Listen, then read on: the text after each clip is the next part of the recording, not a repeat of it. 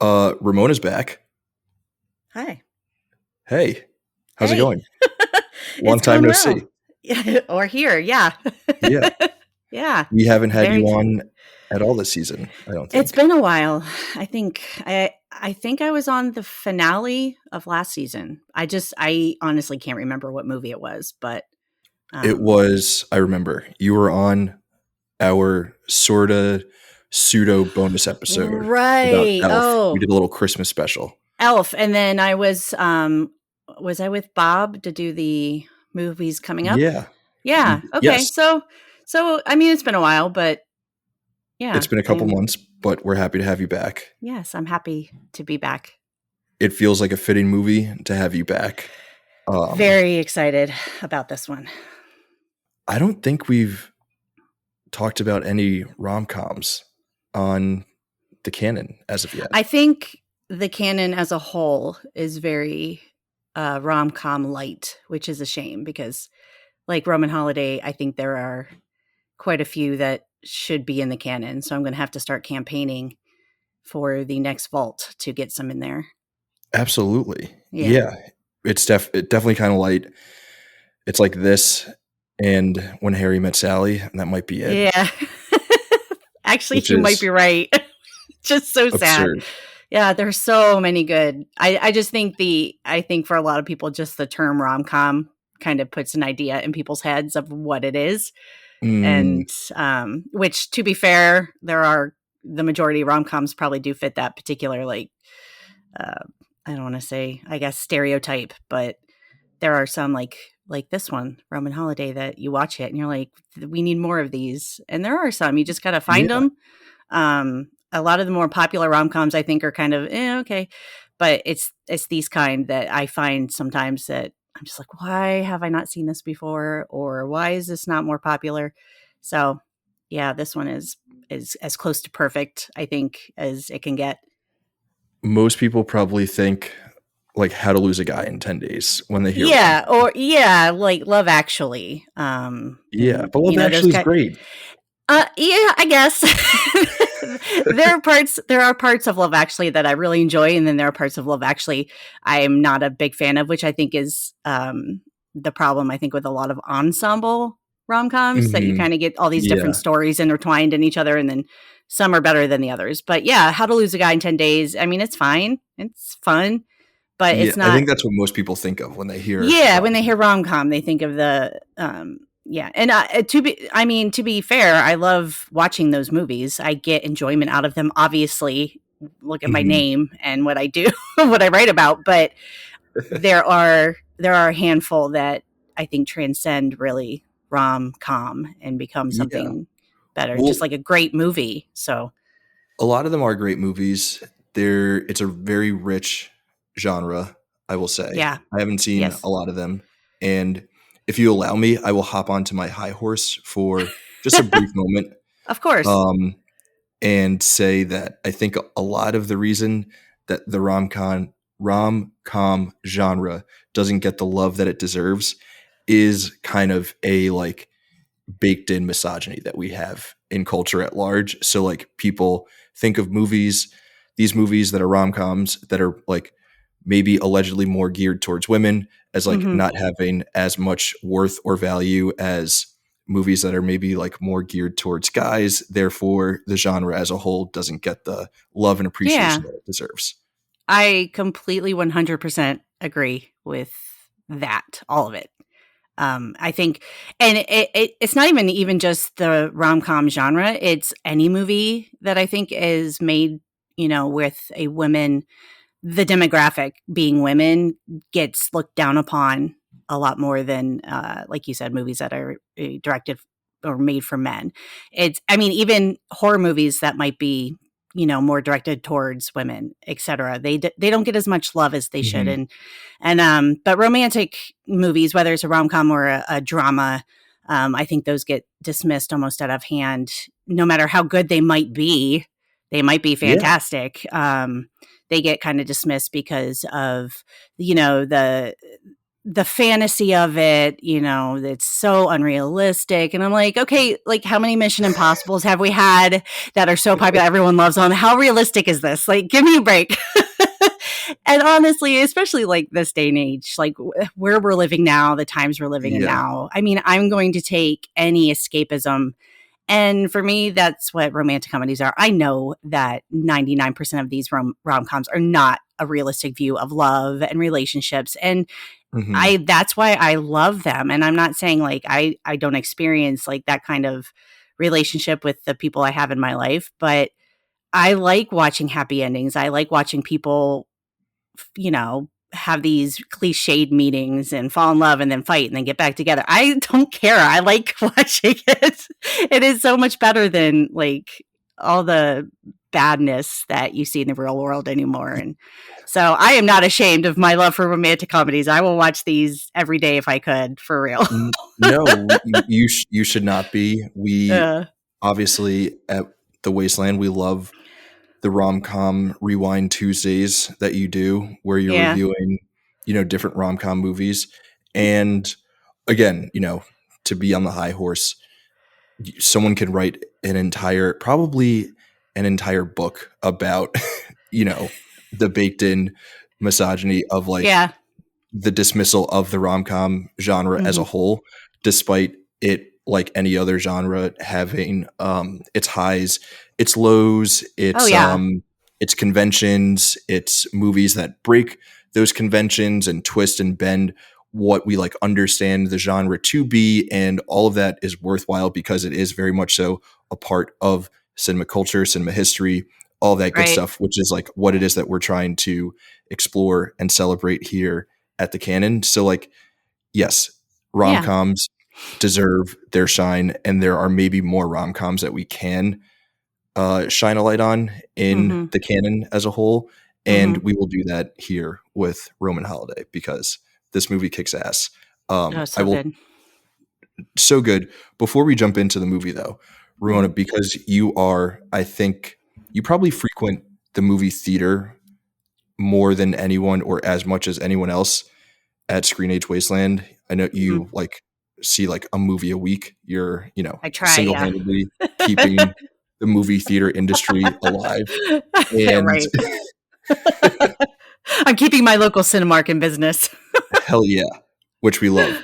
So Yeah. I think we've talked about this in past episodes, but I was curious to know if you saw the video from like a week ago of Tom Cruise. He's at like a screening of Mission Impossible 8, doing like a little like meet and greet Q&A with the audience.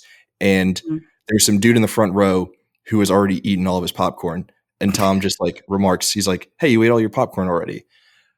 W- I Remind me what your thoughts are on movie theater snack etiquette and when it is okay to eat your pop. Do you eat it before the trailers? Like, what's your deal Oh, with yeah. popcorn? I Are you, I my routine, and I usually go to the movies with my younger sister because she's a big movie fan like I am.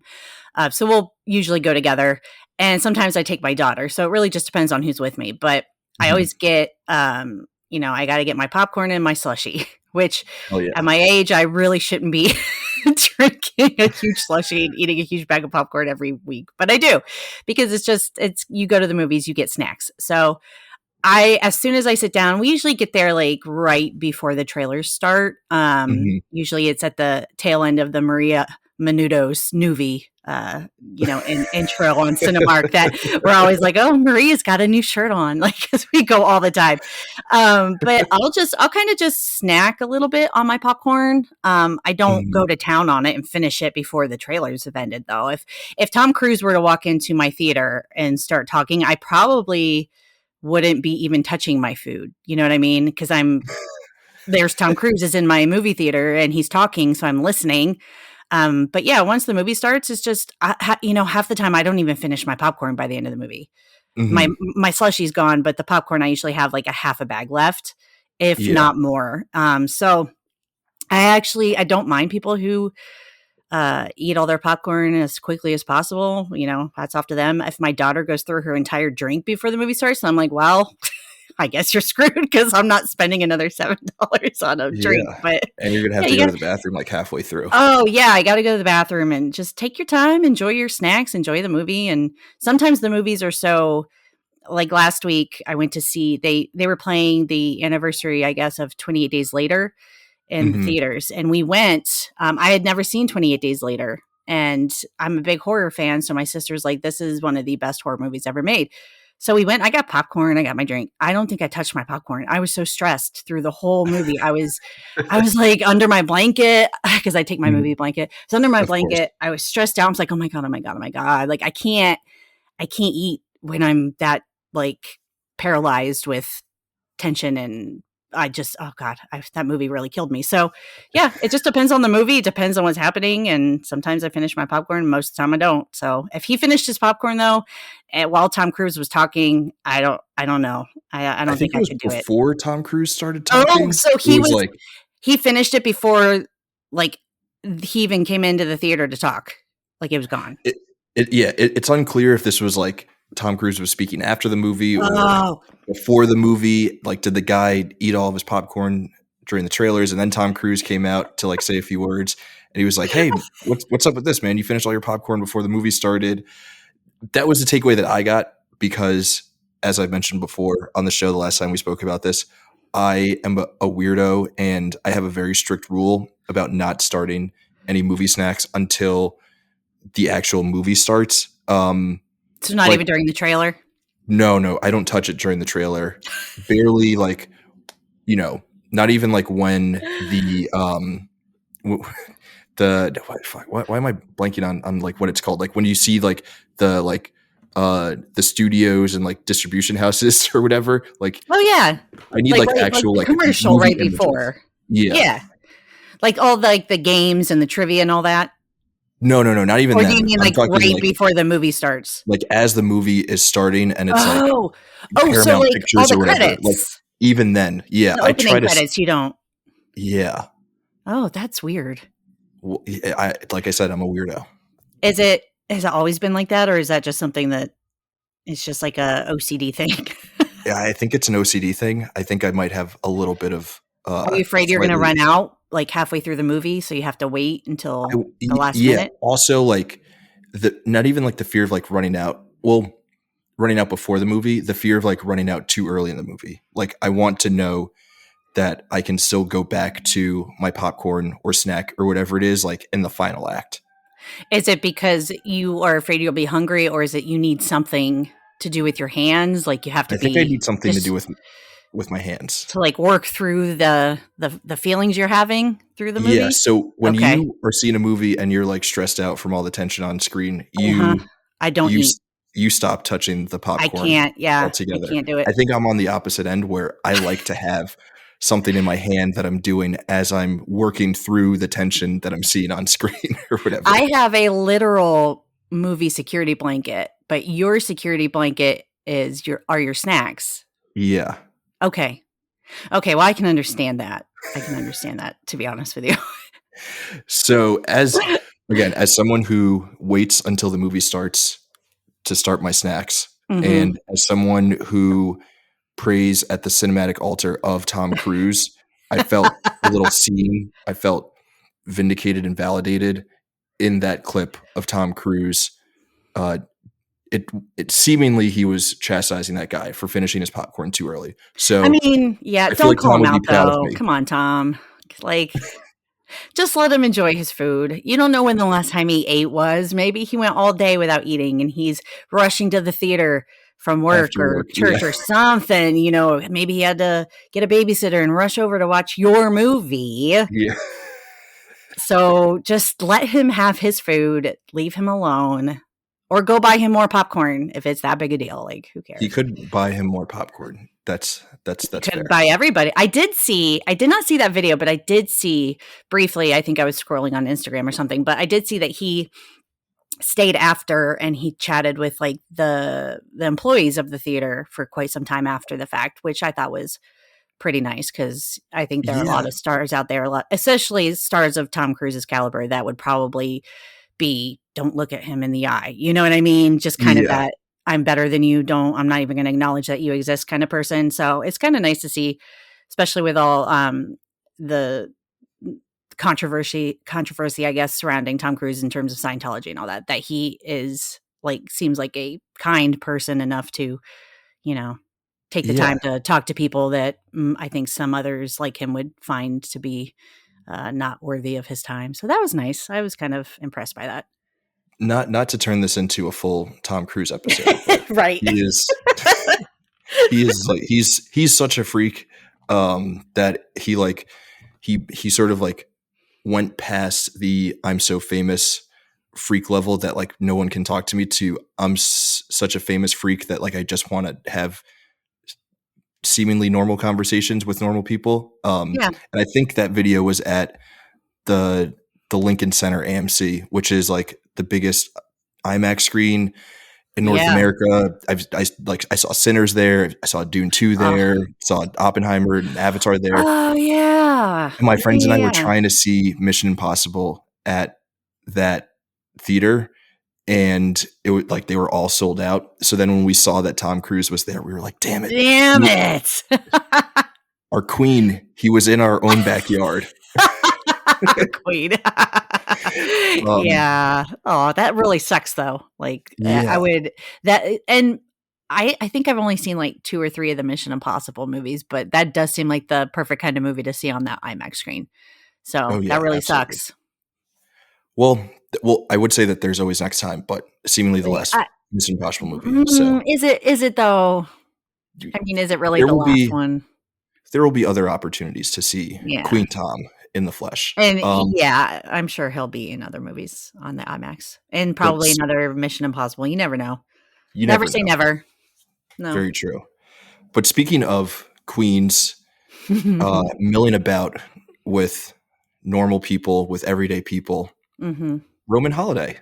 Yes, Roman How Holiday. about that for a connection point between Tom That was Cruise great, except and she's Mission a princess, not a queen, but Not quite a queen. I guess the it was same a good segue though. could be said of Tom Cruise, that he is not an actual queen. So Is he a also that. princess? He might be. He might be the princess of movies. Oh, poor Tom. Tom, So if you're listening. Tom, if you're listening, it's all out of love. Yeah. You're the queen of our hearts. Yes. Okay. But Roman Holiday. Yeah. What a movie. Yeah. I've said it in previous episodes this season, but kind of a running theme this season has been movies that I have not seen. Roman Holiday was a movie that I had not seen, but was very excited to check out. I actually watched it twice before this recording because I enjoyed it so much the first time around that I was like, you know what? I should just run that back because that was very delightful. Yeah. Romona, as our resident rom-com expert, give me just like quick sort of like overarching thoughts on Roman Holiday. When did you first come across this? Why is this a classic? I know it's hard to be brief about those questions, but yeah, I was like, quick. Oh man, just maybe not quick. You know what? Just jump in, dive in, give us all the sort of like overarching big thoughts that you have about Roman Holiday before I'm gonna try to keep it quick and tightly compacted, because I told you earlier, sometimes when I start talking about something I love, it just, the people are sitting there for many, many minutes just staring at me as my mind takes it wherever it wants to go. But I hadn't seen this movie either until I think it was like 4 years ago, is when I was coming up on my like 200th rom-com review. And I was like, oh, I need something that's classics that I haven't seen yet. And just, I hadn't been watching a whole lot of like the older movies yet, but I've always been a really big fan of Gregory Peck just because I loved him in To Kill a Mockingbird and The Omen. But I hadn't seen him in a whole lot other than like those 2 movies, but still he was always kind of that actor that kind of stood out in that era. And Audrey Hepburn, I had seen her in Breakfast at Tiffany's, which I've found her to be delightful. She was probably the best part of that entire movie. So I was like, okay, Roman Holiday, it's like number 4 on one of AFI's, romance movie lists, and everyone Mhm. seems to love it. And I've seen like stills of it with them on their, what is that, a Vespa? I don't know what they call it, a I motorbike, think it's a whatever it is. Vespa, yeah. Is it a Vespa? Okay. um, so I was like, I'm going to check out Roman Holiday. And I was just not prepared for how much I was going to love that movie. I I was like, okay, I'm expecting kind of like a screwball, his girl Friday kind of thing. And Mhm. it's so much more poignant than that. It was just, I don't know. It was, the writing was great. I understand that they had wanted to film it in color, but the budget didn't allow for it, which I am thankful for, because I love seeing movies that have these gorgeous backdrops. Like Italy, Rome is gorgeous, but I felt like watching it in black and white kind of added to the charm of it all. Hmm. And oh God, I was so taken in by Audrey Hepburn and Gregory Peck's chemistry that I watched it. It was funny. Like, it had me laugh out loud, which, as many rom coms as I watch, I don't laugh out loud as often as one might think that I should, or I do. I like, oh, that was cute, haha. But this Yeah. was really funny. The acting was great. Gosh, who was it? Eddie Albert, I think, played the photographer. He was hilarious. He had the physical comedy going, Yeah. which Gregory Peck was kind of the straight man between Audrey Hepburn and Eddie Albert. So, hats off to him for being able to do that so well. But I don't know. It was one of those films that I found myself laughing through the whole thing, and being a huge rom com fan, I was like, okay, how are they going to stay together? Is she going to like buck tradition? What's going to Mhm. happen? I also loved, and I think what's so great about what makes it a classic in my mind is that it didn't follow those rom-com beats that you expect in these movies. I Mhm. expected her to find out he was, spoiler alert for the last 70 something years, but her find out that he was a reporter, you know what I mean? And then she was going to be Yeah. angry, and they were going to fight, and then it was going to be this big thing. And then just, it didn't happen. You know what I mean? I mean, it did, but not in the way that you would expect it to happen. So I feel like this movie kind of took those expectations of what you're about to see and made them so much more realistic, that you kind of walk away from this movie like, it's very bittersweet, but it was probably more emotionally impactful than Mhm. probably 98% of rom-coms that have been made since. So I can see why people still love this movie, why it kind of stands that test of time and holds up so well. It holds up so well. And I had watched it to review 4 years Mhm. ago, and then I think like a few days later, my husband and I we have like a Saturday night tradition if we don't have like plans to go out, which is very rare because we have children, but Mhm. it's we get dinner and a movie, and we always fight over who's going to pick the movie and then who's going to pick dinner. So I was like, I need you to watch Roman Holiday. I need you to watch it. He's like, okay, we'll watch it. And it's one of those movies, like, at the end, I'm just staring at him like, "What did you think? Did you love it? Like, what do you think about this?" Like, I needed Yeah. the reassurance that it wasn't just me, and both times I watched it, and actually today I watched it again to kind of refresh my memory for this Mhm. podcast, and I was like, "Okay, the first 2 times at the very end, I unexpectedly, well, the second time I expected it, but I started to cry because the Mhm. ending is so perfect, but also devastating." Yeah. So, the second time I watched it with my husband, he's like, "Are you crying?" I was like, "Yeah, like, how are you not crying?" And then today, I started watching it, and he came in the house. He had gone, to work for a little bit, came in, and it's the very end, and he sat down and was watching it with me, and I could feel it, like, he's kinda glancing at me every now and then, and I'm just, like, trying to, like, hide my face a little, like, "Oh, I'm not," wipe my eyes real fast. And Mhm. it still got me, and I was like, "This is the mark of a great movie to me, is that I can see it multiple times and still have those same emotions every time I watch it." I have not yet been desensitized to the end of Yeah. this movie. So, That's yeah, such a good it's just call. it is I love a happy ending. I get so angry sometimes when I watch the end of romantic comedies or a romance movie and they're not together, or one of them dies and blah, blah, blah, blah, blah. I hate it. Mhm. But this one was like, I can't think of a better ending for this movie. And I think that's why it works so well. And I think that's why a lot of people embrace it the way that they do, because it doesn't buck that realistic view that they had going through the whole thing. It's like, this is what would have really happened. Like, there's no way she could have been with this person at this point in time. And God, it made my heart happy, but also very sad. So it's just, oh man, just thinking about it now, I'm starting to get like a little misty Yeah. eyed. We're gonna try to get through the rest of this episode I without know. I crying. could But talk if we about the do, ending. I could talk about the ending for like 45 minutes. So we gotta push past it a little bit. Oh my God. the ending is so great. It's so like unconventional in terms Mhm, of what we think rom-coms should be. And I'm sure for you, mhm. right? You were talking Oh about yeah. how you're watching this for you're coming up on your 200th review. So at Yeah. that point, you know, you have this great, this vast sort of library of rom-com movies that you've seen, Mhm, understanding what the typical beats are, how mhm. they usually work, what the sort of conventions of how they end and the happily ever after and all that stuff.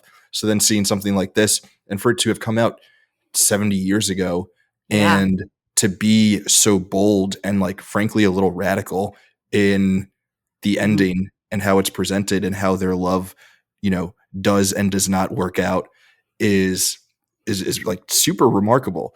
And then Yeah. to what you were saying about, you know, the mark of a good movie where you know what is going to happen, or like you know Mhm. what's happening, and you still can't resist whatever the emotional response is that Yeah. that the movie is causing or is going to cause is so remarkable. Yeah. For me recently, or an example from like recent years was Coco, where the Oh, second time I yeah. watched it, I was like, you know what's coming, you know the Mama Yeah. Coco line is coming, don't cry, and it happened, and I like broke down. Right. So It's just and it's then just you're like, "Why am I doing this? I knew it was coming." yeah, and I mean watching this, I watched it the last 2 days. I watched it today, this Nice. morning before recording. I watched it yesterday morning, and I don't know what it was, man. I don't know if it's like the emotional state that I'm in currently, but this shit rocked me. You know, I Yeah. was, and I don't even know if it was until the end, just sort of like the beauty of their day and knowing that it's sort of this like this love that can't last. Yeah. It, And they knew you it know, it's just too. a fleeting thing, right? Yeah. It's Yeah. so we spoke about Portrait of a Lady on Fire last Oh, season, yeah. Yeah. and that movie's kind of the same. It's obviously not a comedy, but sort of the No. No. same feeling where it's No. Yeah. like when you're like 12 or whatever and you go to summer camp and you have a little like relationship or fling and you like know it's not going to last because you're only at camp for another couple of weeks, but then it ends and you're like devastated. Like that's kind of the Because feeling I that think you there's have in Roman Holiday. yeah, I think there's still that little spark of, like, hope deep in your heart that, like, "Okay, like, this can work out. Mhm. We can get through it." Like, there's gotta be something, you know what I mean? Like, our love is too strong, it's too powerful, it's transcends everything. But Yeah. it doesn't, and it's you know, and I feel that way about a lot of these movies that I watch, sometimes somebody will ask me, "Do you think so and so from this rom-com would still be together today?" And honestly, sometimes I'm like, "Fuck no." Like, there's No. no way that they have lasted, especially if it's like a teen comedy, you know, like 10 Things I Yeah. Hate About You, etcetera. I'm like, "No," because people grow and change, and how often do high school relationships actually last? How long do camp relationships Yeah. really last, you know? And it's great because like that kind of stuff, it changes you and it makes you who you are as you grow and you have those that past that helps mold you. But like with this one, like I said, the first time I watched it, I was like, how are they gonna do this? You know, they've gotta Mhm. do it because I'm watching a romantic comedy and that requires a happy ending. Um, but then it's just kind of like you start to understand she's like warning him a little bit throughout the whole movie that, you know, she's gonna turn into a pumpkin at midnight, kind of like that reverse Yeah. Cinderella going on. And um, she never promises anything. She never even alludes to them having anything after that day is over. and he never does either. I think they both understand whatever is happening. He knows who she is. She doesn't Mhm. know who he is, or what he is, I guess. But you kind of still always, when you're watching it, and the chemistry between the two actors are so good, and the setup is so good because they're in that intimate setting where they're together all day long. Mhm. And it's just in that one day, you're like, oh, they need to make this work, and then you know that they're not going to, and it's just, Yeah.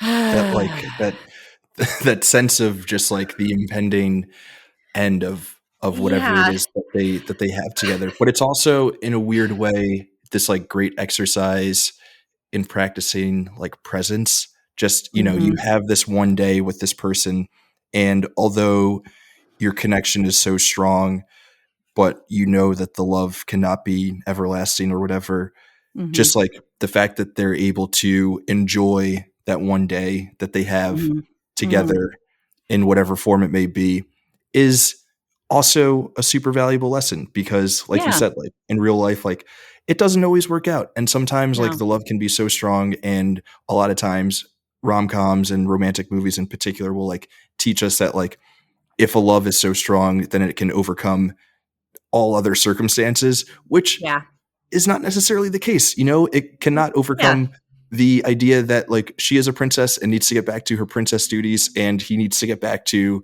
his journalistic life or whatever it is that he's doing in Rome. So, but they can for one day really, really, really appreciate and enjoy their connection and the fact that, like, they cross paths with each other and can have that love and share those beautiful moments together for that single day. right. And it's nice too because the fact that they only knew each other for that day, they still managed to kind of help push the other person past the person they were when they met. Um, Hmm. in such a way that, when she's with him, when the movie starts, Anne is kind of a little timid, goes along with everything. Yeah. She you could tell she's bored by the whole princess thing. And one of my favorite scenes is still when she's in bed with her, the woman who kind of looks after her, and she starts just having a meltdown because of Yeah. all the stuff that's being thrown at her, and she's in hysterics and she needs a shot. She needs to be sedated, which of course is a lot how they treated women back then who had mental breakdowns. Suddenly they needed to be sedated. Yeah. They need a shot from a doctor. But she was just very meek and yes and yes, and you could tell kind of holding back her feelings and her opinions on things was starting to really, it was a very unhealthy thing for her. And then Joe Bradley, being a reporter, wants to get, from my impression, was, I think that he wanted to sell this story so he could make enough money to get back to America, which told me he was kind of stuck in Rome due to circumstances, but he was willing to completely sell her out for a Yeah. story, which we've seen this in many movies before. All of a sudden, 27 Dresses kind of comes to mind, where he's creating a story about her being always a bridesmaid, never a bride, and she doesn't know what he's doing, but he's like, this will get me out of having to write wedding announcements. So Mhm. he's kind of Yeah. like that. He's willing to do that. He brings in the photographer, and they're both willing to kind of put her in these situations where they can get pictures and a story about her having this wild day in Mhm. Rome without really acknowledging or caring of how that might affect her reputation or her image or her life. But then at the end, you can see, after spending time with Joe, she's much more assertive Mhm. to the people who are supposed to work for her. She dismisses them, they leave. She's very straightforward with what she wants to do, and she's very confident. And then he obviously has discovered that he has principles that go beyond making money Yeah. because, he got to know the subject. He got to know her for who she was, and he had either fallen in love or started to fall in love with her, and he realized that there's more to his life than finding a story. And Yeah. that's what I found so beautiful about it. It wasn't just they jump into it, there's an instant attraction and this and that. It was a slow burn over a full day, and that's really difficult to do in such a way that make the people watching this movie care about how they end up. Because I've seen Yeah. movies where they spend a whole day together and I'm like, I don't really give a crap like what happens to them at the end. But these two, I was like, please find Yeah. Well, please find a way. I think that's a really interesting point that you're making about the Yeah. two of them really like learning from each other. And Right. that's part of why we're able to be more accepting of them not ending up together at the end, because Mhm. we sort of know that they both got out of that date together what it Yeah. was that they needed to get out of it. It wasn't just like, oh, like they need to fall in love based on whatever, based on this day that they've had. They Right. both are able to walk away, different people, change people, better people, Exactly. all of that Yes. good stuff. Yeah. Ramona, before we move on, we just got to Mhm. stop and mention Joe Bradley is one of the best names ever. It really is. It's perfect. I I wish was my like, name Joe was Joe Bradley. Bradley. Man, like that kind of name it, to me, I'm like, oh, that commands some respect, I think. Like That sounds like an Joe Bradley. old-timey, like, football Yeah. quarterback, It really does. right? Like a Well, I Heisman-winning mean, quarterback. Joe and it's Bradley, perfect. Joe Bradley. And Navy. it's perfect for him being a reporter too. Like you could Yeah. just see that on the byline, Joe Bradley. And it's not even like Joseph Bradley doesn't work for me. It's gotta be No, Joe Bradley. it's gotta be Joe Bradley. Great Yeah, he's got a great name. He's got a great name. all-time name. Do Yeah. we ever find out what Anne's real last name is? I know she Uh, gives the fake name of Anya Smith, which is a hilarious name. Anya Smith, and then they call her Smitty, which I thought Yeah. was adorable. You know what? I don't know if they ever say I know I'm gonna have to look real quick because that's gonna drive me nuts now that you asked Yeah. me. I'm gonna be like, no, they They never also said don't it, but mention the country that she's from, um, which is kind of funny. And she's just, I think Audrey Hepburn is or was British, so she obviously just plays it as like a vaguely British person, but we never yeah. actually learn where it is that she's from. Going back to Rome as a Mhm. backdrop, Oh, yeah. which I find very interesting. Have you ever been to Rome? God, no. Someday, maybe. I would love I to, though. It looks beautiful. It looks amazing. Such a cool setting for this movie. They make a point in the beginning to note that everything was shot and recorded on location, which is great. I think in the 50s when this was made, there was like a big push to make a lot of movies like on location across Europe, including Rome. And apparently this movie really helped with just like Rome tourism for the next Oh, couple of I'm years, which obviously sure. makes Yeah. sense. The Yeah. but okay, so I have two questions about Rome. Mhm. One, with the black and white photography, um, do you feel like with that it helps to make sure that Rome as a city does not like steal from the story of our two main characters? Yeah, Because like if we for saw it in sure. color, I feel like people would just be like, it would just be I'd be about Rome. looking at yeah, Yeah. I would just be looking at and that's happened before when I watched movies, and I don't know if it's that happening or just the movie wasn't that great. But Mhm. I watched a couple years ago, I watched Letters to Juliet, where she's in Italy. Amanda, I think it's Amanda Seyfried's in Italy, and the rest of the movie, I was like, "I don't care. Just show me." Like, they would show, like, the Mhm. landscapes, all the architecture. I was taken completely by the visual of it. That was really the best part for me. I was like, "Oh my god, it's beautiful. It's beautiful."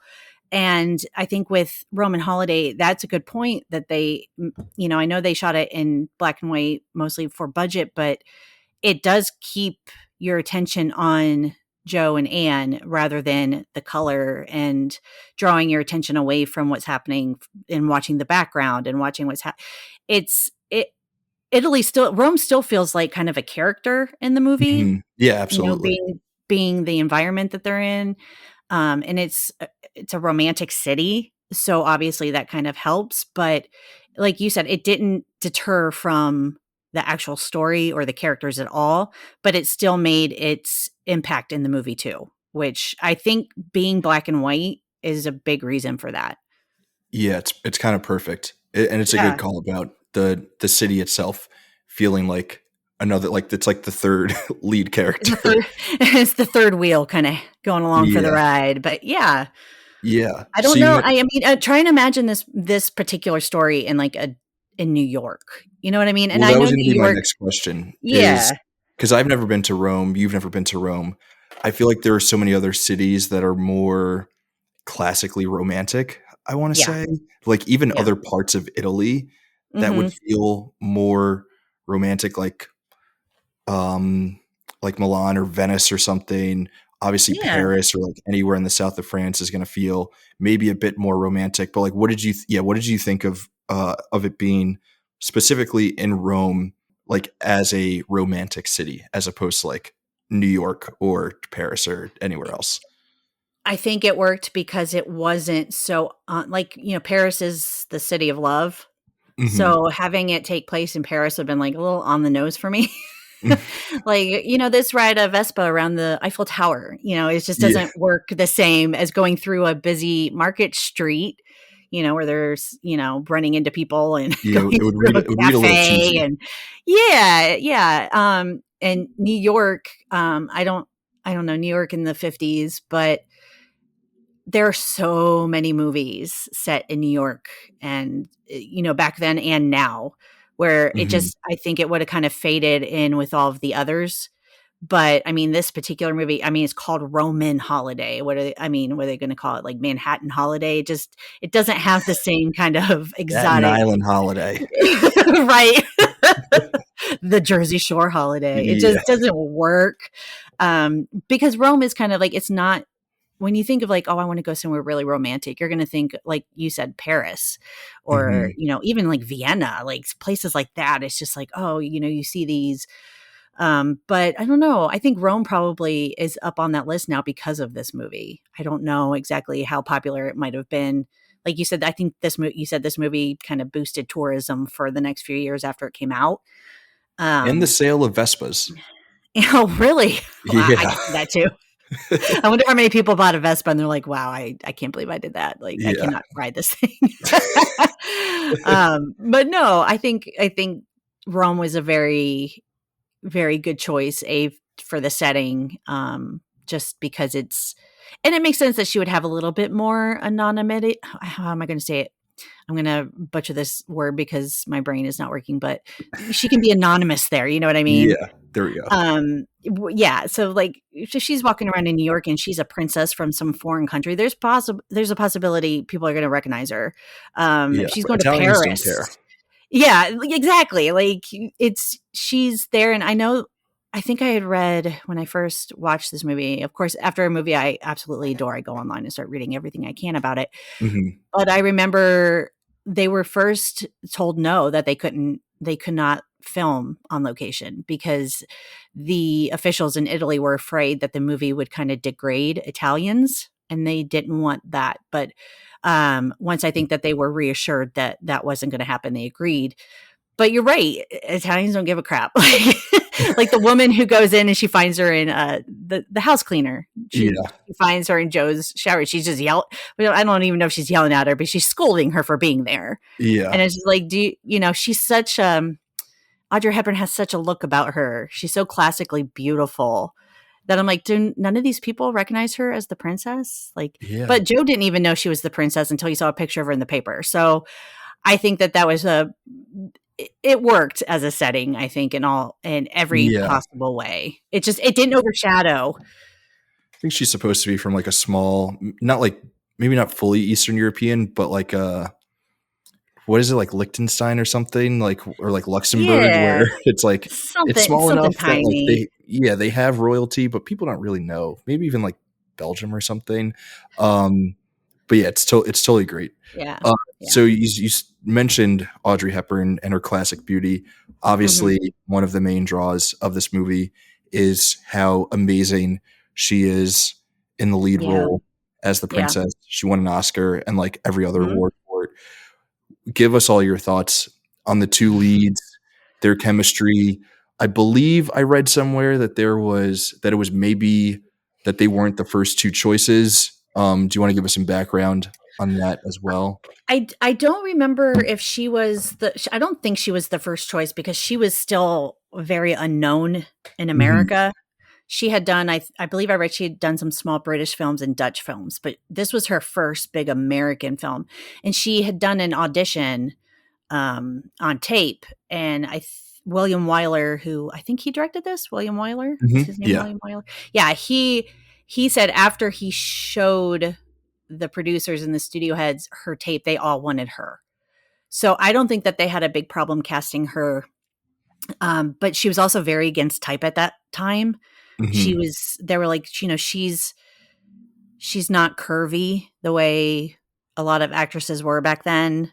She was very button up with her clothes, and Mhm. they said, I think I was reading that, oh, this is going to keep women from buying like bodices because she was just very prim and proper and modest. And she kind Yeah. of went against, and she's thin. They're like, I think someone said like she didn't have a chest. She didn't have a butt. She didn't have like, but they're like, but that was like what they were looking for. Cause they wanted Anne to be kind of like this innocent looking, young woman instead of this like Mhm. sex pot who, is gorgeous. And well, I mean, she is gorgeous, but you know what I mean? Yeah, The conventionally not like like busty Marilyn seductive or Monroe. something. Right. Yeah. Right. So yeah, she was not, of course, looking at her now, you're like, of course, any man who looks at this woman is going to fall in love with her. But she just went beyond kind of that. She had a naive innocence about her. I think that really they Mhm. needed for Anne instead of, your regular actresses who are very popular in the 50s. But as for Gregory Peck, the role they wanted to give it to Cary Grant. And they had even written it like this is a Cary Grant type character. And Yes. I love Cary Grant. Like I've been watching a lot more of his movies. He's so good. He's hilarious. I keep saying he's like he's still alive, but back then, I mean, watching his movies, I'm like, how have I not seen these movies with Cary Grant? Yeah. He's so good, and I can see why he's even now when you think of like the iconic stars of Hollywood, you think of Cary Grant. You know what I mean? Mhm. So, but he didn't want to do it. There's two. I've read that there's two reasons why he didn't want to do it, and I'm not sure which one is the truth. But one was Princess Anne was the main focal point of the movie, and he didn't want to be like kind of like in her shadow. Or Mhm. B, he felt he was too old to be a romantic lead against Audrey Hepburn, which I totally understand. Yeah, I had Um, read that one. yeah, which is also funny because later down the line, when he was much older, he was in charade with her, Mhm. playing her romantic interest. Yeah. Although I do know, like I had just watched Charade this year for the first time, and I enjoyed that a lot. But I do know he was very cautious about their romantic scenes together because he still felt very uncomfortable with their age gap, which is Yeah. actually kind of refreshing to hear. But I guess as For you one. get th I think their age gap in Charade was like he was like 49 and she was 33, which definitely Yeah, it's still not the best, but right. feels less icky than a 39-year-old and a 23-year-old. And her being 23, right. Yeah. Yeah, so I can understand. I think I would put it more on him just being a little uncomfortable with that age gap to be Mhm. in Roman Holiday. So it went to Gregory Peck, who I think at one point in his career said that he was always getting passed up for roles to Cary Grant. So it was kind of nice that finally he gets one. But um, I just them together, I can't imagine Cary Grant in that role now. Yeah. I think I remembered while you were giving us the background. I think it was Elizabeth Taylor who they originally wanted Oh, for yeah. Princess Anne, and I'm pretty sure it was in your write up for the Canon Was it? for Screen Age Yeah. Wasteland, where you were like, could you imagine this movie No. with Cary Grant and Elizabeth Taylor? Which Yeah, sure you're would have been right. great, Yep. Yeah. but obviously the combination of leads that we got is a huge, if not like the main reason why this movie feels as timeless as it does. Like Audrey Hepburn is one of the most like ugh, I'm there with you effortlessly. effortless. What? Why is it such a hard word? I'm gonna leave. Effortlessly. There we I'm go. gonna leave all of Effortless. this in. Clearly, it takes a lot of effort for me to say effortlessly How many Screen cool Age and Wastelanders charming. does it take to say effortlessly? Anyway, go ahead. You're But right. she is so effortless in her Yes. charm, in her charisma, and just being like a cool screen presence. Mhm. And that's like a huge part of why this movie works. You spoke about Breakfast at Tiffany's, which is also in the canon, which we spoke about last Mhm. season. And Mhm. maybe the only reason why that movie works is because of how cool and charming Audrey Hepburn is. And this movie was like the one that just like introduced American audiences to, hey, you want to see someone be just like amazing at acting in like the most captivating way possible? Here's Audrey Hepburn, and let's enjoy her for as long as we can now. Right. And Yeah, it's just captivating in a way that's not solely focused on her beauty and her body, you know what I mean? She mhm. had everything. Like, she was gorgeous, but she can act. Like, it's Yeah. crazy how you can watch Breakfast at Tiffany's or this movie, or even, like I said, I just saw Charade for the first time this year, and your eye is drawn to her every single time. Like, no matter what's happening, you're just like, you wanna see what she's gonna do next, because she's funny, you Mhm. know? Like, she can do the dramatic roles, I've seen them, but she's funny. There are But some she's in people who just have like an amazing screen presence naturally, Mhm. and she is Right. as high up on that list as like anyone else really. You Yeah, know? I It's agree. just it's remarkable. She just I'm Yeah. sure she would like walk onto a set and everyone was just like, "Oh yeah, she's the coolest person ever. And I Let's think just always put the camera on her because she's awesome." have her in every single frame. Yeah. And you know what's nice about, reading about this movie was I read that Gregory Peck he was gonna have top billing, and she was gonna be a little bit lower, like, a little bit Mhm. smaller on the poster and everything, and the marketing was gonna kinda revolve around him, but he said I read that he said after a few days of filming with her, he went to Weiler and he was like, "She needs to be equal billing with me. She is the star of this movie." And that was, like, unheard of in the '50s for women to have equal billing, like, with their counterparts that were bigger than they were. Like, Gregory Mhm. Peck was a name. She was a quote unquote "nobody" to most people in Yeah, America. So, she was kind that of was a unknown, right? big This was Yeah, she was unknown to introducing Audrey American Hepburn. audiences. Right. And he wanted her to have equal billing with him because he was like, "She is a star, and she's going to win an Oscar for this movie." And she did. So he knew what he was talking about, and like I said, it was refreshing to read about that where there was, like, no ego there, for Yeah. him to kinda hold her back, and he did. His performance is very, like I said, straight man, but he's very mischievous in a very subtle way. Mhm. His humor is very subtle, but he really let her, like, be the star of that movie. It's like he almost I felt like sometimes he was holding back to, like, let her shine, and their chemistry together was so on point that even as things started, they started to bond, and when they started dancing together for the first time is, I think, when you really first start seeing it from his side too, that it's Mhm. just he is completely smitten with this woman, and he didn't even have to, like, say it. Like, they don't have to say anything to each other. They just have to be there with each other, and one thing I love about Audrey Hepburn is she's so expressive, like, in her eyes. Like, I Mhm. think someone says that she was, like, the last, like, silent film star, even though she hadn't done any, but, like, Mhm. she has that ability to work with her expressions in her eyes without saying a word, and that last scene between them when he's in there in the press and she's looking at him, and it's just they say Oh, everything they have to say, yeah. without actually having to say it. So it's just it's very hard to find that, I think, anymore. And I'm sure that we could probably name a couple stars even now who have that kind of charisma on screen no matter what they're doing, but it's so rare. And watching Audrey Hepburn and Gregory Peck in that last scene, I'm like, this is probably, to me, the scene that she probably won the Oscar for because she didn't even have to say much, but just the way they look No, at each she other does and it all how with she her behaves. expressions. Oh, A couple of longing it's looks. yeah, and, like, even when she kinda looks away and when she's talking to other people, you feel it, and it's just like, how does she do that? Like, how Yeah. did she do that so effortlessly? There it But is. Boom. yeah. Boom, I did it. Said it. But no, it's the 2 of them together, it's hard to imagine anybody else, and, reminding me that I had written Elizabeth Taylor in the canon, it's like, Princess Anne would have been a completely different character. I mean, she could have Yeah. been written the same, but Elizabeth Taylor would have played her differently, 100%. So, it's just I don't know that it works as well with different people in those leads. No, it's a lot of the magic is due to, who it is in in the 2 lead Mhm. roles. Um, Yeah. what are you talking about? Gregory Peck taking like a not like a back seat, but I wonder if part of it was just because he was just like so in awe of how amazing Audrey Hepburn was as an actor that he was just like he Yeah. like forgot to act himself. He was like, wait, He's just being himself. He's yeah. like, I'm just going to stand here and He was just like, I'm just gonna stand here and like marvel at how effortless fuck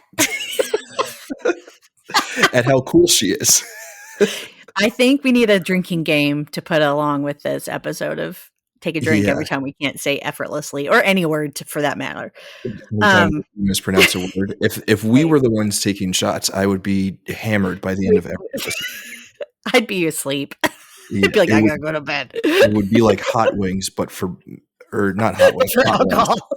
Hot ones, Hot but for one. I love mispronouncing that show. Yeah. words. Yeah. Maybe Um, that's the direction of the canon for the next season. next Big season we changes just coming. drink. We're just Yeah. gonna drink. That would actually be kind of fun. So, but no, getting back to Gregory Peck, I'm sure that you might have heard about this too, but I do know like the mouth of truth moment Mhm. in the movie, where they stick their hand in, and then if you tell a lie or you're lying about something, it's supposed to like take your hand from you. Mhm. And in that scene, Gregory Peck and Weiler had come up with the thought to trick her because he wasn't supposed to actually like pretend to lose his hand and freak Mhm. her out. That was all Gregory Peck, and her reaction was Audrey Hepburn reacting to what was happening because she didn't know. Yeah. Um, but the thing I loved about it is reading that is it still was so in character for Yeah. Princess Anne to respond that way. I was like, that is like the perfect like merging of, performer and character together. And, some people might have like responded differently or looked off screen or like tried to stop whatever is happening. But she just like, Mhm. it Goes was with it. so, Yeah. yeah, she goes with it. It was funny. And it showed that he had a sense of humor too. He wasn't just like, okay, this guy's a jerk who's using her for a story. Like you could tell that he was just trying to get her to have fun and Yeah. loosen up a little bit. And I think I really was just you kind of also forget that he's a reporter as it's happening. You know what I mean? Like you Yeah. forget that he was actually initially going to use her for a story to get money. And the photographer being there, I think even he could have turned out to be an incredible a-hole and sold the pictures or kind of fought back on Joe not wanting to do the story. But I think he ended up loving her in a different way, but loving her too. And they didn't want to destroy her life. So Yeah. He was also charmed by her in he was very in charmed his by own way. her. And the conflict wasn't that one of them was a jerk. The conflict wasn't that he gets pushed into making the story or that Irving sells the photography or the photos. The conflict was just their circumstances. And Yeah. that's it wasn't convoluted at all. It was very realistic, which is again, I think a big reason why it kind of stands the test of time in the genre because you didn't have to create a kind of, oh, well, they didn't communicate about this tiny little thing, so now they're broken up. It wasn't, come on, just communicate and you guys will be fine. They didn't communicate, but they knew Yeah. they weren't going to be fine. You know what I mean? Like it Yeah. wasn't, they It could was have the communicated trappings of it. reality Yeah, it that wasn't was going to the change enemy. anything. She could tell him she was the princess and he could have told her he was a reporter and they would either just parted ways then or it would have continued as it was with both of them acknowledging outright that there's no future, but they didn't do that. They just enjoyed what they had and were able to say goodbye in such a way that it wasn't a huge grand gesture. You know what I mean? It was very subtle and very quiet. And I think maybe that's why it was so heartbreaking was just because it was so Yeah. When they give each other final. that hug in the Yeah. car, that Oh, kind of and then wrecked she me. runs. Yeah, and she tells him not to watch her, Mhm. and to drive away, but he couldn't. He had to make sure. I think and 2, and I think that he wanted her to know that he had been a reporter, but, like, their time together wasn't fake because Mhm. she could have found out later that he was a reporter and just had suddenly a tainted view of their whole day together. So I Yeah. think that, the fact that he wanted her to know like, I'm part of the press, he's a photographer, but when he said your faith in people, you can have faith in me too. Like, this is who Yeah. I am, but you're fine. We're not going to do anything. Like, he feels about her the way she felt about him. And it wasn't a lie. And I it just, know. like, all of that is said in like these silent looks together. And, God, it was so good. It's so good. It's so good. I'm getting sad What again. what do you think of, so as a rom-com and thinking about, again, sort of some of those like conventions of the genre and all that, what do you think about their meet cute and the like coy, cagey games that they're playing with each other of like not trying to let the other one on to who they actually are, and that sort of like playful nature being part of them developing this like connection to one another? What did you think of all that in terms of like I from a rom-com expert perspective?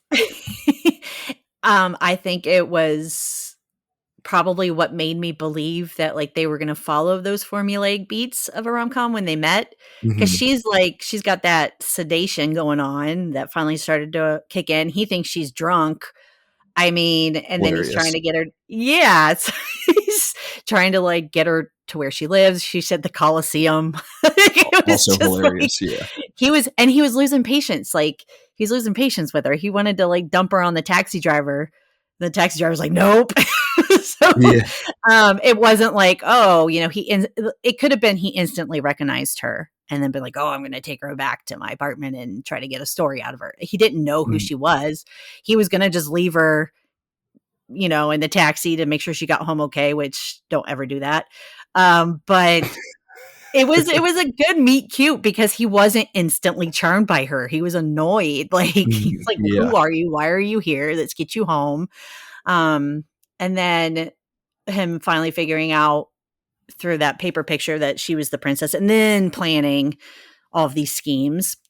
Mhm. But I did like the little banter they had going on of when Irving shows up at the coffee place, and he's like, "Are you're a ringer for?" And then of course he throws like water on his pants and Yeah. tries to try to keep him from doing that, from acknowledging that she looks like Anne. And um, I thought it was really cute because I don't think she ever knew he was a reporter, but Mhm. I sometimes felt like she kind of knew that he knew who she was, but he was willing to play along with not Yeah. acknowledging it, you know what I mean? Like, some of the looks that they'd give each other, it kind of felt like there was like a silent acknowledgement there. Maybe I was just reading it wrong. It was a fun game. They were definitely being It very playful was, with each yeah. other. Maybe she didn't know that he was a reporter, but there were definitely times where she knew that he was also bullshitting her just as Right. much as And she she was was, trying to yeah, bullshit him. yeah, And I feel like that playfulness is like a lot of what makes their day together so fun. right. Yeah, and the way that they kind of tiptoe around the truth. And like I said, she would make comments about how, and she was implying that this would be the only day that, like, they would see each other. Mhm. Like, "Oh, at the end of the day, I'm gonna turn into a pumpkin, and tomorrow we're not gonna," she would just say these little things that weren't like outright like, "I'm a princess, I'm never gonna be able to see you again." Mhm. But she would say these things and he would kind of joke about it. He would never ask her like, "Well, what is it about tomorrow that you can't that we won't be able to see each other?" Like, he doesn't come right out and ask her these questions that I think any normal person not knowing who she was would be like, "Well, why is this the only day that I get to see you?" He already knew. Mhm. So I think he just kind of let her, I think that they both kind of knew that she was somebody that was not going to be able to have a normal life. And the way that she reacted at his place, the way that she was out on the town, like, it was like almost like that fish out of water trope, you know what I mean? She's used to being so, she's followed. She's got people with her all the time. She has a schedule. When he said, "Shall we Mhm. make a schedule?" And she's like, "Oh God, like, no." She's like, "No, not No. like work or school," because she said she ran away from school. Yeah, "Not a so school good. schedule, like a fun schedule. Like, what do you want to go do?" So it's just kind of, yeah, just some of the little banter and the knowing looks that they had with each other. And she definitely knew that he was bullshitting her, that he did, what did he say that he sold? Manure? Fertilizer. Fertilizer? Something like that. Yeah, like, come So on, funny. like, You do after not say hearing a horse off in the distance. It's so funny. right. Like so, Yeah. so, so, so silly. Yeah, it was silly, but they knew, but they didn't care because they were having fun and he wasn't pushing her or asking her invasive questions. Mhm. He wasn't asking her things about her, "Oh, what do you think about what's going on in the world?" He wasn't asking her the things that the his editor wanted him to find out, you know what I mean? Yeah. So, he was just letting her be herself and showing her what life was like outside of the gilded walls of which she lived, and I think she appreciated that. I don't know that she would have stuck around if she had known he was a reporter, but by the time she did find out, there was already a mutual love and respect there, so Yeah. I will say though, as a reporter and just like in terms of like journalistic integrity, the yeah. plan to just not tell her who he was and write a Mhm. story about her is like maybe one of the most fucked up things that a journalist can do. Absolutely, it's very unethical. Like, Very, very. Which is why I was afraid she would find out, like, when I first yeah, saw it. I was like, "She's gonna find out from somebody. Somebody's gonna say, 'Oh, that's Joe Bradley from the paper,' or whatever." And yeah, she was gonna get angry, never forgive him until they make it up made up, of course, because that's what happens. But, yeah, it was a really, really crappy thing to scheme together with his yeah. photographer to If do. there are And any he didn't aspiring, even have to write a story. He could have just sold that picture of her hitting a Secret yeah, Service agent over the head with the it would, guitar, and that yeah, would have been enough. very, very like tabloid Yeah. journalism coded everything Yes, that very. was going on with the initial plan. Which I don't know Mhm. if were tabloids a thing at this point.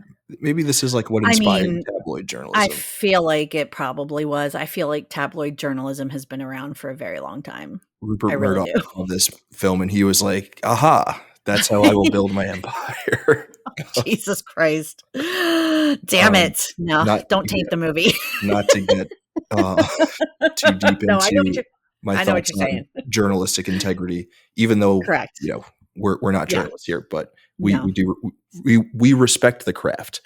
Ramona, the last thing I want to ask about this Mhm. movie before we get to recommendations and all that Sure. is obviously it's a great rom-com, great romance movie, all that stuff.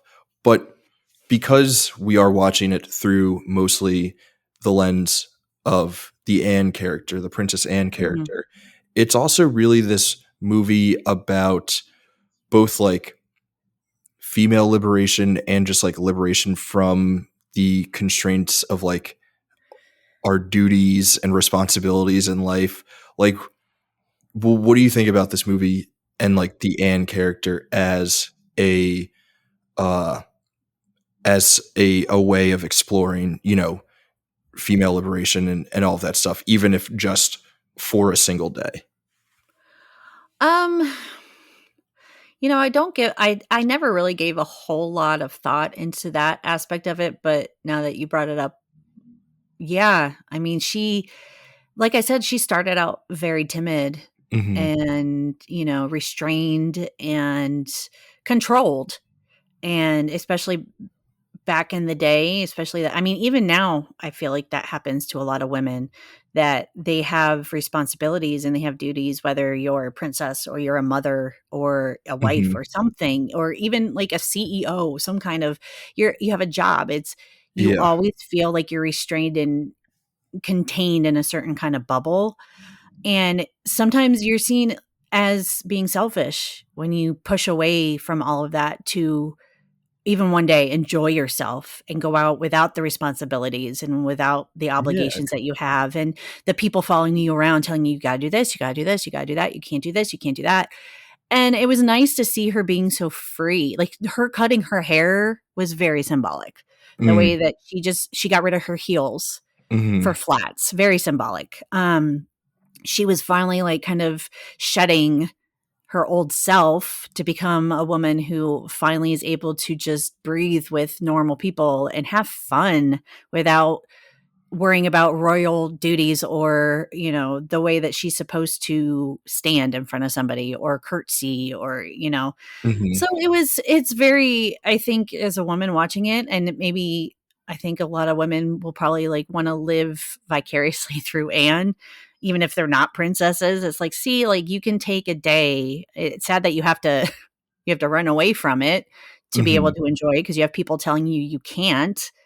But I don't know. I think it was really nice to see her transformation from finally getting rid of the long frizzy hair and the heels that hurt her feet, which that's also at the very beginning. But one of my favorite scenes is when she loses her heel under her dress.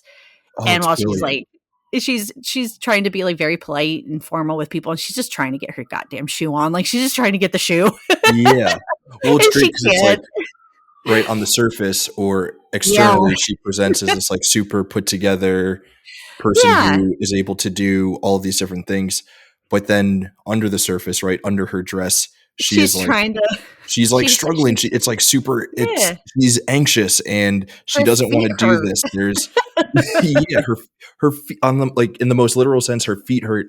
But then if we want to take it like deeper as a metaphor, it's very indicative of someone who's just like on the inside, Yeah, it's super frantic and hectic and everything that's going on inside anxious. of them and anxious, Yeah, but they have to present, you know, in the way that the world expects them to present. And she's just like, yeah, no, God damn it. I just want to take yeah. these shoes off, eat gelato, and go on a Vespa ride. Yeah, and she does.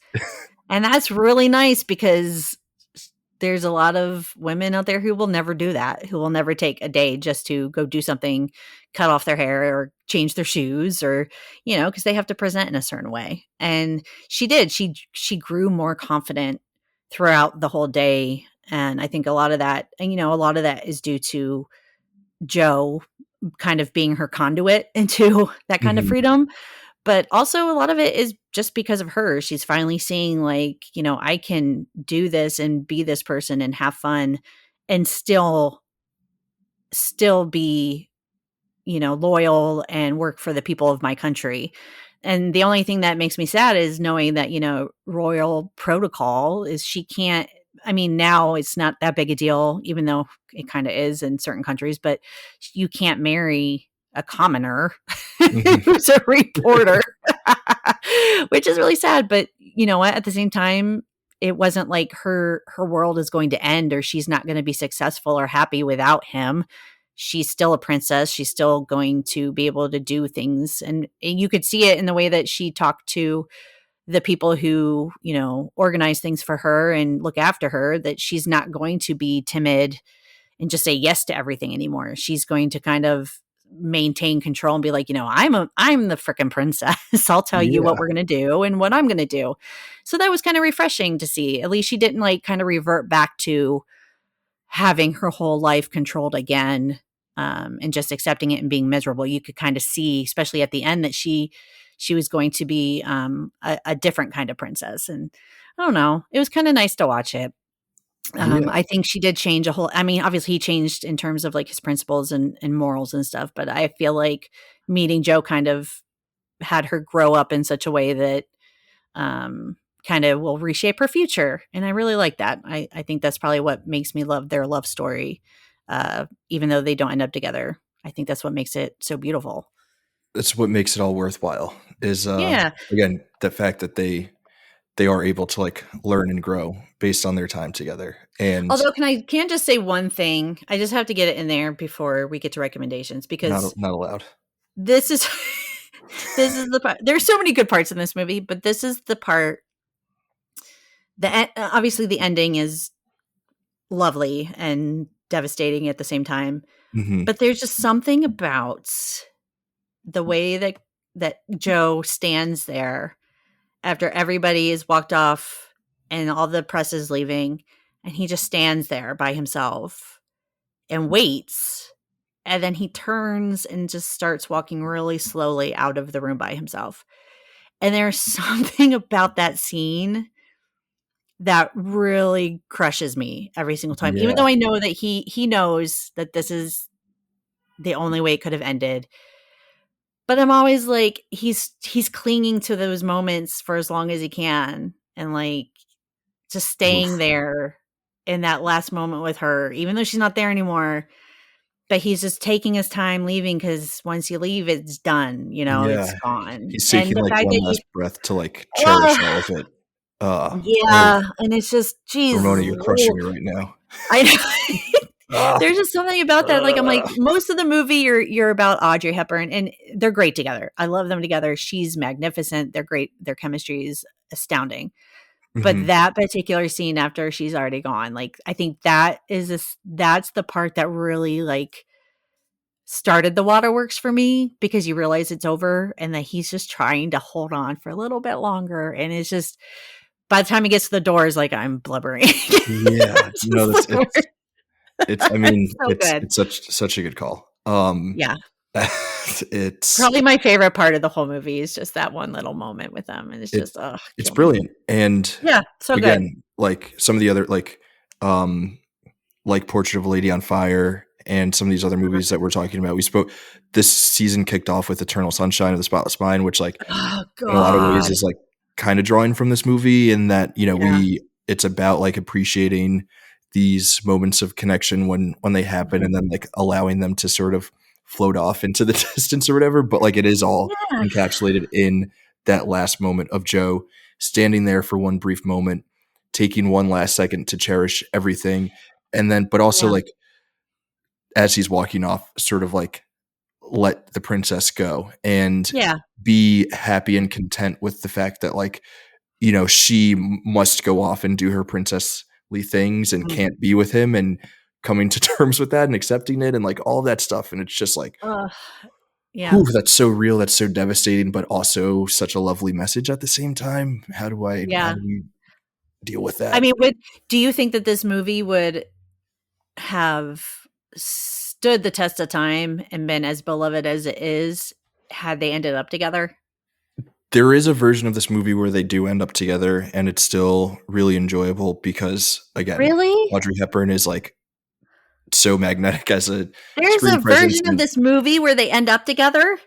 it's a very different movie, but I think with the, uh, amazing Roman setting and You think that it would have been just 2 as great good? leads, I don't know if it would have been as good, but I think it could have been an enjoyable movie. I very much so prefer this version that we have, Yeah, again, me because too. it is, like, it's pretty radical and unconventional Yeah. and all those things. Plus, we also still have Audrey Hepburn and Gregory Peck being amazing, and we have Rome being awesome. So, like, I don't know if it would have hit Yeah, as hard. You would have had to change, like, a lot of, like, how the movie works throughout yeah, besides just changing the ending, but there yeah, is maybe a version that could have worked. But again, yeah, I'm very happy and thankful that we have this version. yeah. It's beautiful. I It's love it. beautiful. It's great Mhm, stuff. Well, Ramona, do you mhm. have anything else about Roman Holiday that we should chat about before we go to recommendations? I don't know, I think that we pretty much touched on everything. I think, like I said, I could just ramble on about this movie for a really long time, but it's just I don't know, just kind of watching. I had to get that little bit in about the end. There's just something about it that ties up the rest of the movie so perfectly, and it feels like one of those lightning in a bottle movies that, Mhm, are so rare in this genre, and I feel like, When Harry Met Sally is also one of those, like, you have a great script. You have 2 leads that embody these characters in a way that you can't imagine anyone else. There's been movies I've watched where I'm like, "Oh, so and so would have been really great in this role," but there are mhm. certain movies I'm like, "No, I can't even imagine anybody else." And just the cinematography is gorgeous. It's just everything kinda comes together in such a way that creates something that is destined to be a classic, and I'm always mad at myself for waiting so long to watch certain movies. When I finally watch them, I'm like, "Why did I not watch this sooner? Yeah. Because I could have been watching this for the past 20 years if I'd known about it." You But watch it's something like Roman Holiday and you're like, "Oh, yeah, that's why yeah. it's everyone's favorite movie because it's This is awesome." why it's number 4 Yeah, on the AFI list of best romantic movies of all time. I agree. So and yeah, that's there's why just it's in the certain movies canon. that and it's in the canon as it should be. And hopefully we'll get some other fantastic rom-coms, old Hollywood or modern, I don't know, but hopefully we'll get some more in there. But yeah, this movie is just if people ask me for recommendations for romantic comedies a lot, this is usually one of the first ones I bring up. I'm like, you have to watch if you haven't seen it, watch Roman Holiday because it will change your life.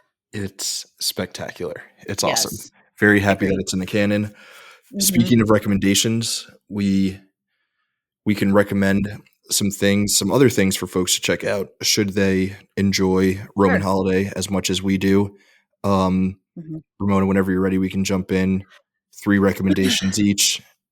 At Yep. least one is a movie, the other 2, any and everything else. As you know, more Yeah. movies, books, TV shows, uh, albums, travel Yeah. experiences, whatever. Um, as long as they're in some way, shape, or form connected to Roman holiday. So I'll let you go first with your first recommendation, and then we'll Okay. ping pong back and forth as we do. Went silent. But I was checking to make sure this was not in the canon. And if it is in the canon, I missed it. I feel like this movie should be in the canon. Hmm. Um, but I do feel like there's kind of a little connection to Roman Holiday with this one, and it is Before Sunrise. Mm, I've never seen it. I I've not seen the Before trilogy. Oh, okay. So I'm not going to get spoiler or anything, but Ethan Hawke and Julie Delpy, um, they are two people who just meet on a train in Europe. Jesse is played by Ethan Hawke. He's on his way to Vienna. They have a very quick connection, and he convinces her to get off the train in Vienna with him. And because he doesn't have like a hotel or anything to do until his train leaves in the morning, they spend the entire night together walking through the city, basically, and just getting to know one another. There's no Vespa shenanigans or anything like that. It's just discussion. And you wouldn't think that this would be interesting, but it's so well done. The dialogue is so well done. The chemistry is on point. And, much like Joe Bradley and Princess Anne, Jesse and Celeste, their life circumstances kind of make it so that this is the right place, but the wrong time. So, Mm, of course, there are two sequels to this movie. You said the Before trilogy. And I think out of 5 stars, I've given the last two 4.5, both of them. The first one is a mhm, 5 star in my book, but the entire trilogy is just top tier quality. And it's just very much watching two people really find a connection and kind of grow together in one night, the way that mhm, Joe and Anne grow together. But also knowing that they have to part ways, which is very bittersweet, but also the only ending that I think makes sense in this movie. So I'm going to say Before Sunrise. And I think this was 1990. I didn't write the year down, but I think it's 1994. And each of the sequels, I think, has been several. I think one was 94. I think one was 2004. And I think one was, I don't know if it was 2023 or when, but the last mhm. one came out. But it was, this is definitely one that if you're a fan of Roman Holiday, it's not as comedy as Roman Holiday, but it is still definitely worth a watch. You should watch it. I need to check out Yeah. all of them.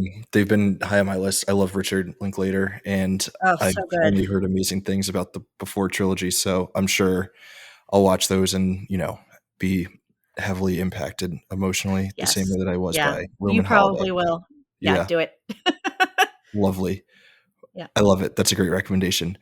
For my first recommendation, I'm gonna go with a rom-com from the Okay. queen of rom-coms, of course, a movie where, people have to be kinda cagey and not let the other one know that they know who they are, kinda similar to the game that, um, that Joe Bradley and Princess Anne are playing with each other. Although in this movie, it is more one-sided Yeah. in that regard, and it's not my favorite Nora Ephron movie, but I couldn't stop thinking about You've Got Mail while watching this. That's actually really good. That's a great recommendation. Don't Um, let her know who you are. don't let her FOX. know. Yeah. Yes. I love that movie. I can watch that movie any day of the week. It's great. It's not yeah, it's like I said, it's not my favorite, but, Right. it is a classic for a reason. Yeah. It Very fits late too. '90s. Yeah. Yeah. Yeah. Yeah. I do love the fun graphics at the beginning of that movie. That at the Yeah. time was very like, oh, this is really cool. Now it's like so dated, but And the I yeah. geography of the movie is, like, pretty crucial to the Yeah. story in the same way that Yeah. Roman Holiday is, Oh the yeah. Upper New West York Side is specifically of Manhattan, not like mhm. Manhattan as a whole, very specific to that neighborhood, but it is Yeah. crucial to the understanding of that movie. Yes. Yeah. Yeah.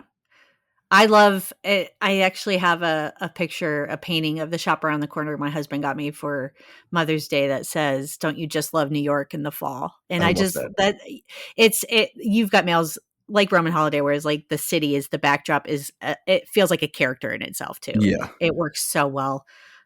Yeah, that's a great recommendation. I would recommend that too.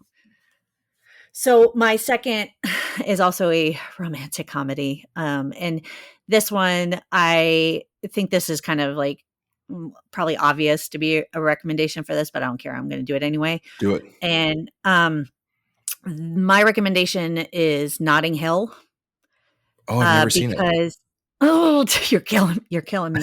So Julie Roberts, who I think is maybe not as effortlessly charismatic, but I think if you think of an actress on screen who really kind of commands the screen the way Audrey Hepburn does, I think Hmm. especially like 90s, early 2000s Julia Roberts Yeah. is that person. And obviously Notting Hill, she plays the most famous actress in the world, who falls for Hugh Grant, who is just a commoner bookshop owner. And A lot of they're bookshop stationed. movies. It's a travel bookshop, so it's not even like a real bookstore. So he sells travel books, which is like not very So niche. it doesn't bring in a lot of money. So their stations in life are very different, just like Anne with Joe. And her name is actually Anna, which there you go. So she gets to enjoy like a normal life when she's hiding off. She kind of hides from the world after a scandal and goes to his place, and she kind of gets to experience being normal for a very small amount of time, but they have different circumstances in their life and responsibilities. And clearly, this is a Julia Roberts rom com, so you know that the ending is not going to end the way Roman Holiday did. But Hmm. it's still probably one of my favorite romantic comedies to watch, just because it's romantic and it's actually very funny. And so, yeah, I love watching two people who would probably never end up together in real life end up together. So I'm going to say Notting Hill for sure. And I think that was, 99. So Nice. yeah, I'm Lovely. I sticking need to to the watch 90s that. right now. Yeah, you should. It's so fun. What is Julia Roberts' Eat, Pray, Love? Because there is also some Eat, Pray, Love in this Yeah. movie There where was, yeah. Aunt Yeah. Princess Anne I didn't is. like that movie, but I can see that being a wreck. Yeah. I've never actually seen the movie, but it is something that I reference often, with Yeah. with Eat, Pray, people, Love. just like, where you're like, everyone's like, I need my Eat, Pray, Love moment, you know? Well, you need a lot of money to have an Eat, Pray, Love moment. Yeah. But But sometimes you yeah, could you could eat, pray, love in a single city, like that like is Rome. true. You can eat, pray, Yeah. love your way through Rome. So, Yeah. Yeah. um, yeah, I can see that. a Yeah. sort of bonus, not really bonus recommendation for Notting Hill. Yeah. There you go. My second recommendation, I'm gonna go with a I think we can call it a romance movie. Not a lot of Mhm. calm at all happening in this Right. one, but it is a movie about a love that is destined to not last because of the Oh. circumstances, kind of going Mhm. back to that like summer camp, we're just, Oh. connecting for a day kind of vibe. The ending should probably leave you heartbroken in the same way that the Roman Holiday ending should like kind of leave you devastated. I think this movie maybe more so Mhm. than Roman Holiday. I'm pretty sure it's not in our canon, but I do think it's a movie that a lot of people love. From the last couple of years, I'm recommending Call Me by Your Name.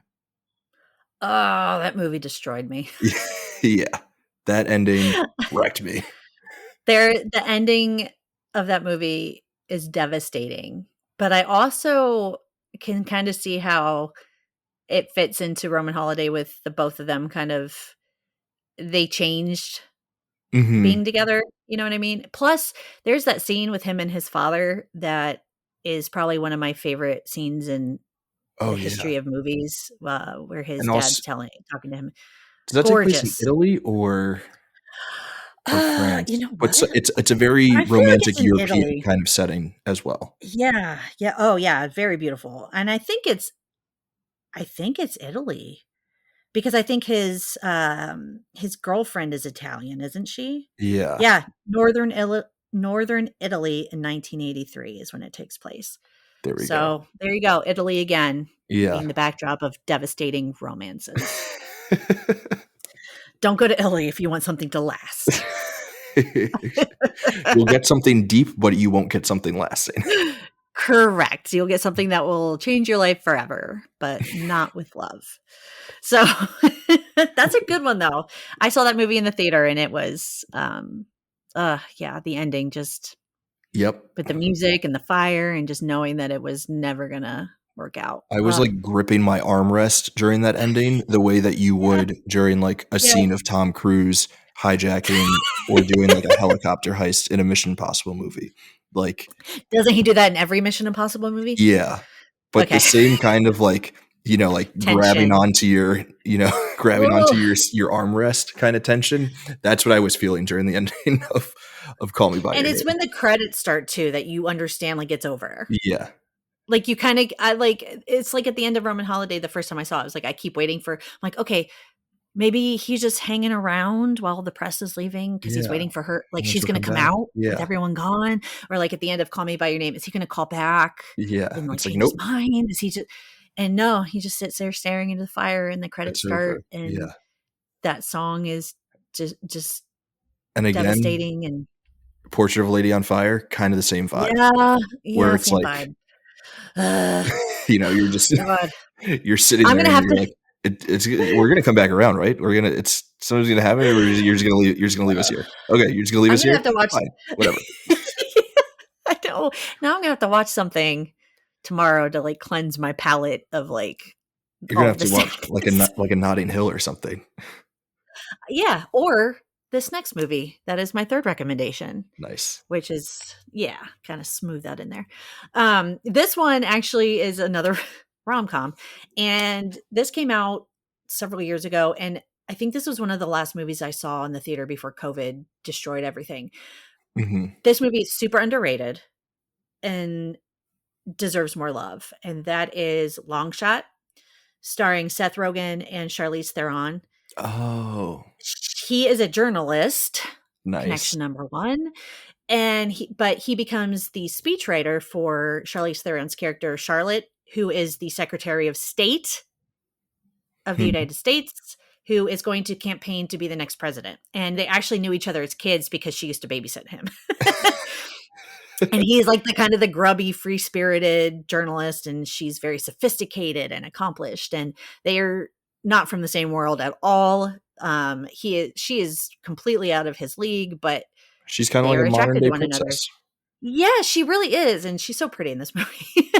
But like they have an attraction, and but her position, and he's a journalist covering writing her speeches, but he's also a journalist and he's surrounded by politics. Hmm. So there's kind of like that conflict there of like her position and his job. So you just don't know if it's going to work out or not. And honestly, I would have never thought that Charlize Theron and Seth Rogen would have such insane chemistry, but they do.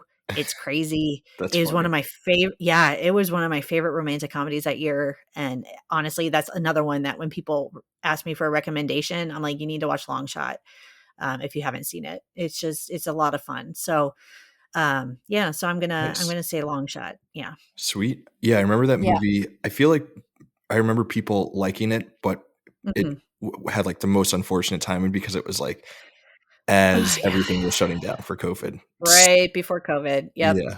Um, Yeah, sucks. good recommendation. I like that. Yeah. I like that a lot. It sucks we're not going to be recommending any Italian food, but Ah, damn. Okay. yeah, Bonus recommendation, pasta. There you go. just all All right. Your pastas. turn. Yeah, all anything. Yeah. Tomato based, cream based. Yeah. Just I would eat pasta every day for the rest of my life. Go to Morning. a local Italian restaurant in your neighborhood and Hmm. their pasta Or make it yourself. or Just make it yourself. pasta. Yeah. Mm, The I love Sunday pasta. gravy, as they Yeah. say. Sunday So, gravy. Okay. I that being said, I am not recommending any pasta or Italian food or Okay. travel plans to Rome. I'm gonna recommend Right. a season of TV, and Ooh, I hope that I get this right, but I'm going to need your help, Ramona. So okay. after this movie, Audrey Hepburn, she gets the haircut, famously iconic haircut style. A lot of Yeah. women go out, see Roman Holiday, and they're like, I need the same haircut as Audrey Hepburn because she looks dope, and I want to look that dope too. I'm pretty sure it was Yeah. season 3 of Friends where people were like, I want to go out and get a haircut like Jennifer Aniston. I give me the Rachel. I'm pretty sure it was Get the season 3, Rachel. so I'm recommending season 3 of Friends because they both, like Roman Holiday, inspired a generation, a wave of people getting new hairstyles. I got the Rachel hairstyle I love that. That's amazing. back in the day. I started watching Friends when it first started. I was obsessed with that show. And I was obsessed with her hair when she Yeah, got the Rachel haircut. I was obsessed with it. I joined the sheep running to the local salon to get my haircut just like hers. that's got to Yeah. be such a cool feeling to be so awesome on screen that people are like, I want the same hair as that person. Man, it's very rare to like have somebody that has like an iconic hairstyle. Like it's like the Audrey Hepburn do, but it's also like Felicity with her hair and then Hmm. the Rachel. And I mean, when Felicity cut her hair, I mean, the show got canceled because no one could deal with it. Like it's that crazy. Yeah. But yeah, but the problem about people getting their haircut like their favorite stars or whatever, how many women went out and got that Audrey Hepburn do that probably did not have the face shape for it? Or how many women got the Rachel who did not have the right face shape? Because your hair, and I'm not a hairstylist, but Hmm. I have gotten my hair cut enough times to understand that the shape of your face Oh and yeah. everything really, the haircut you get needs to reflect the shape of your face in a flattering way. And not every haircut is going to do that. So Yeah. I gave myself bangs like last year, and that Nice. was a Oh mistake. no, And you're I told my not a Banks husband, I person. said, no, no, no. I mean, I think they're cute. I did Mhm. not look good with bangs. I told my husband, I was like, do not ever let me do that again. Even if I'm like, oh, I might get bangs, don't let me do it. So I just think that yeah, you got to be real careful about doing that. But if I could get the haircut that Audrey Hepburn got in this movie, because it's so freaking adorable, Mhm. if I could pull it off, I would absolutely go do that because it Yeah. is so cute. But I think she could probably have any haircut and look And she would adorable. look great. So Yeah. she would look fantastic. I'm thinking now we need to get the Canon to the point where people are going to their local hairdressers and they're saying, "Give me the Ramona, give me the Raf, give me the Duke," you know? Give me the Duke. Give me the Sailor. some of these sound some of these sound like they should be like X-rated. The I want Duke? the Duke. Yeah, give Give me me the this. Duke. I want the sailor. Yeah. You got the sailor? But it Um, works. We all have yeah. such fun names, so I think that yeah. Amazing. Oh my Amazing, god. amazing stuff. Well, we should probably Oh cut it man. there. Um, Yeah, probably. good stuff. Amazing movie, amazing Yay. recommendations. Ramona, thank you so much for joining. This has been a very fun Hey, conversation. I'm We got to glad, get and more I'm glad it rom-com. was just me and you because I'm afraid that if somebody else was on here with us, I wouldn't have let them talk, and then I would have felt really bad because I had so much to say. So, That's yeah, this is listen, fun. for Roman holiday, we needed a Ramona holiday. Oh, yeah, mic drop right there. That was perfect. But before we actually drop mics, before we get out of here fully, is there anything that folks should be looking forward to from you on the website specifically? Besides, I know you have your rom-com Tuesday stuff, but anything in particular that you want folks to be on the lookout for? The only thing I have some reviews coming up. I'm not sure when this is what date this is coming out, Hmm. but I do have some. I'm reviewing the new Fear Street Prom Queen movie coming out. It came out Friday, but I'll have my review up soon. Hmm. But I'm also with the June being our action month. My rom com rewinds in June are all going to be action rom coms. So That'd be That's fun to sweet. do. So I'm excited to do that. I have some already geared up to go, but that just means I'm going to watch a couple more. But other than that, just my weekly Tuesday. And then when certain movies come out that I feel like I really want to do a write up for, I'll be doing those too. So mostly reviews, but I am going to be included on some of the action movie write ups. So keep an eye out for that. That's very fun. I love Yeah. tailoring the rom-com rewinds to Action Month. That'll be fun. To theme. Yeah. Yeah. Yeah, It'll be fun. that's great. That will be coming up soon. Mm. Sort of in line with Action Month. I recently saw Mission Impossible 8, reviewed that. Got some other write-ups on the website for movies to stream for June. I will also Oh, yeah. it'll be action movie focused, so that should be very fun. I recently ranked the Mission Impossible movies, also kind of in line with Action Movie Oh, Month. I'm sure people can tell if they didn't know already from a lot of what we spoke about in this episode. I'm a huge, huge cruise head, which is kind of a guilty pleasure. I still don't know how to wrap my never feel brains. guilty about your pleasures. Yeah, but then That's there's all I the say. whole Scientology thing Oh, yeah. This always just, lurking in the yeah. background. But Yeah.